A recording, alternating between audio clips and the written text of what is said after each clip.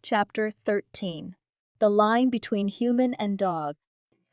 Emily lay on her side, her body curled up on the soft mat that had become her bed in the corner of her trailer. The familiar ache in her muscles had become a constant companion, a reminder of just how far her transformation had gone. Her fur, once so alien and strange, now felt like an extension of herself, a second skin that she couldn't imagine being without.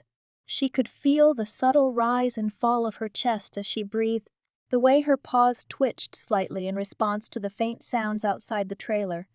Sounds she hadn't even consciously registered, but that her heightened senses had picked up instinctually. The air in the trailer was cool, but Emily's body ran warm.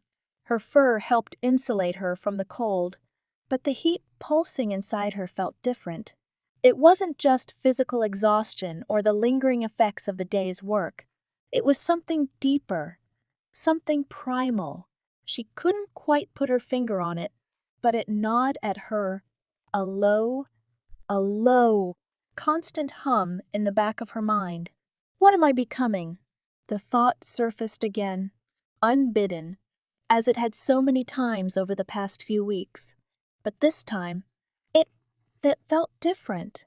This time, there was no immediate answer, no easy reassurance that she was still Emily, still human. Because the truth was, she wasn't sure anymore. Her dreams had been the first sign. At first, they had been vivid, filled with strange sensations and images that she couldn't quite place. Running through a forest, her paws pounding the earth beneath her, the scent of prey in the air, her body tensing with the thrill of the hunt, the wind rushing past her ears as she leapt through tall grass, her heart racing with a kind of wild, unadulterated joy. But over time, the dreams had become more than just dreams. They had become a reflection of her new reality, simple, primal, and instinctual. Gone were the complicated human thoughts and emotions that had once filled her mind. Now, her dreams were dominated by the needs of her new body, the urge to run, to hunt, to mate. She had woken up one night, panting, her heart racing, her body trembling with the residue of a dream that she couldn't shake. In the dream, she had been chasing something fast and elusive. She had smelled the fear in the air, tasted the adrenaline on her tongue, felt the rush of the hunt coursing through her veins. And when she had woken up, the feelings hadn't gone away. The primal urge to chase, to catch, had lingered, even as her human mind struggled to reassert itself. It had taken her minutes to calm down, to remind herself that it was just a dream, that she wasn't really an animal. But the truth was, she had felt more alive in that dream than she had in weeks. The line between her human self and her canine instincts was blurring. She could feel it happening, day by day, scene by scene. Her thoughts were becoming less complex, more driven by the needs of her body. She no longer thought in words, not in the way she once had. Instead, her mind worked in sensations, in images. Hunger, thirst, the need to run, to stretch her legs, to feel the earth beneath her paws. The need for companionship, for pack, the need for something more. She had begun to forget what it felt like to walk on two legs. The memory of standing upright, of feeling the ground beneath her feet, was slipping away. She could no longer remember the sensation of fingers, the way they could grasp objects with precision, the way they could feel texture and temperature in a way her paws couldn't. The human form that had once been so familiar to her now felt distant, like a half-remembered dream. Even speaking had become difficult. The structure of her jaw, the shape of her vocal cords, it had all changed. She could still form words in her mind, could still think in language when she concentrated, but the act of speaking felt foreign. Her mouth didn't move the way it used to. Her tongue no longer shaped the syllables with ease. And when she did manage to speak, her voice sounded strange to her ears. Rough, low, animalistic. It wasn't her voice anymore. Emily had confided in Dr. Shaw, hoping that he might have some answers, some way to help her hold on to the person she had been. But even Dr. Shaw, with all his knowledge and expertise, had struggled to offer her comfort. It's natural to feel this way, he had told her during one of their sessions. Your body has undergone an extreme transformation. It's only logical that your mind would take time to adjust. But what if it's not just an adjustment? Emily had asked, her voice trembling with fear. What if I'm losing myself? What if I can't go back? Dr. Shaw had paused, his expression thoughtful. You're still Emily, he had said finally. Your mind, your thoughts, your memories, they're all still there. You're just adapting to a new way of being. But what if I forget? Emily had pressed. What if I forget what it's like to be human? What if I forget how to be human? Dr. Shaw hadn't had an answer for that. Instead, he had shifted the conversation, focusing on ways to manage the physical and mental strain she was under. Breathing exercises, meditation, grounding techniques. But none of it had helped. None of it could stop the slow, inevitable erosion of her humanity. The days blurred together in a haze of filming and exhaustion. Emily moved through each scene with a kind of automatic precision, her body responding instinctively to the commands of the director and the needs of the script. But her mind was elsewhere, caught in the growing chasm between who she had been and what she was becoming. She no longer felt like herself. The instincts that had once been foreign and frightening were now second nature.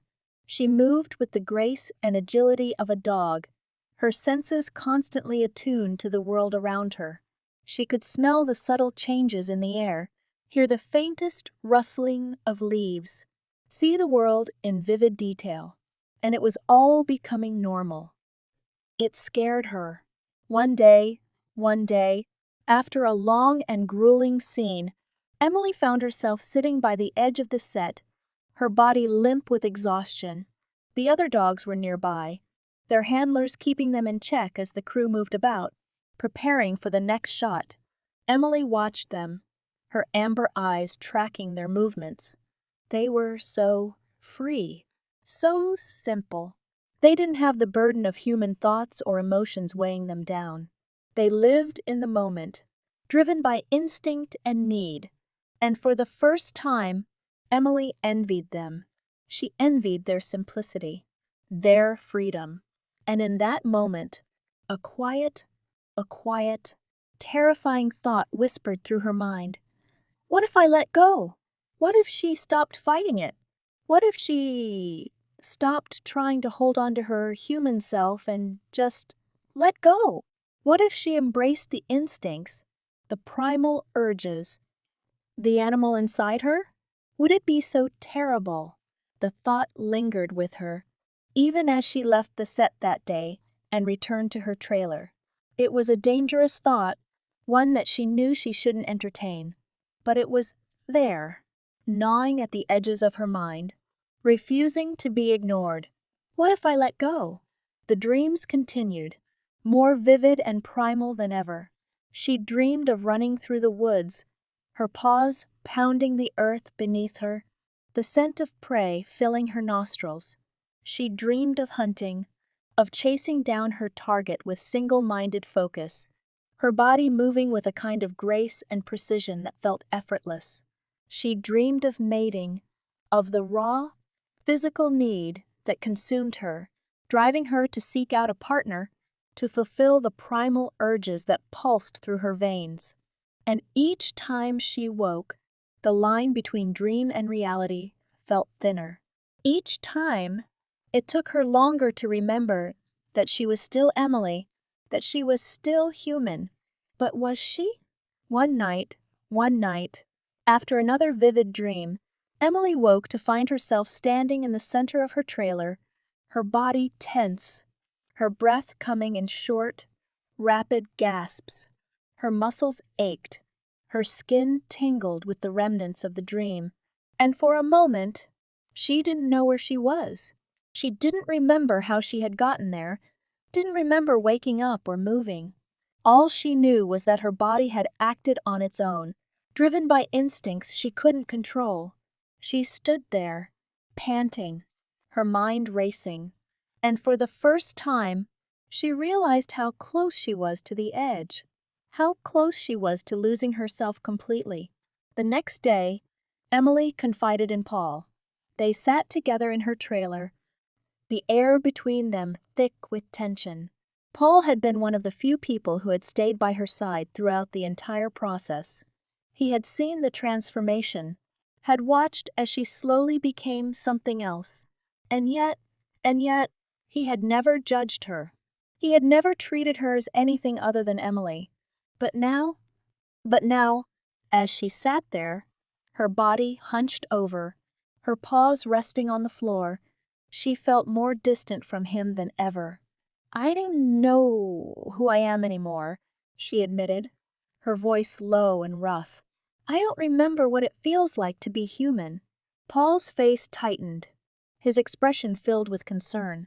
"Emily, you're still you. You're just going through something. It's temporary." "But what if it's not?" she asked, her voice trembling. "What if I can't go back? What if I don't want to go back?" Paul stared at her, his eyes wide with shock. "What are you saying?" "I'm saying that maybe this is who I am now," Emily said, her voice barely above a whisper. "Maybe I'm not human anymore." Paul reached out, his hand resting gently on her fur. "You are human, Emily. You're just lost right now, but you can find your way back." "But what if I don't want to?" Emily asked, her voice breaking. "What if I'm tired of fighting it? What if I just let go?" Paul's hand tightened on her fur, his eyes filled with desperation. "Don't say that. You can't give up. You're stronger than this." Emily shook her head, the movement slow and deliberate. I don't know if I am. I don't know if I can keep holding on." The conversation left her feeling more lost than ever. She had hoped that talking to Paul would help, that he would offer her some kind of clarity or reassurance. But instead, it had only deepened the sense of confusion and fear that had been building inside her. What if I let go? The question echoed in her mind, unanswered. As the days passed, Emily found herself retreating further into herself. The line between her human thoughts and her canine instincts had become so blurred that she could no longer distinguish between them. Her body moved without conscious thought, her senses constantly overwhelmed by the world around her. She had become a dog, not just in body, but in mind as well. And yet, somewhere deep inside her, a small part of her human self remained. It was faint, barely a whisper, but it was still there, clinging to the memories of who she had been. It was the part of her that remembered walking on two legs, that remembered the sound of her own voice, that remembered what it felt like to feel human. But that part of her was fading, slipping away with each passing day. Emily sat alone in her trailer one night, staring at her reflection in the small mirror on the wall. The face that stared back at her was familiar and yet completely foreign. The sharp, intelligent eyes of a dog. The soft, golden fur that covered her body. The long, graceful snout that had replaced her human nose. She barely recognized herself anymore. Who am I? The question lingered in the air, unanswered.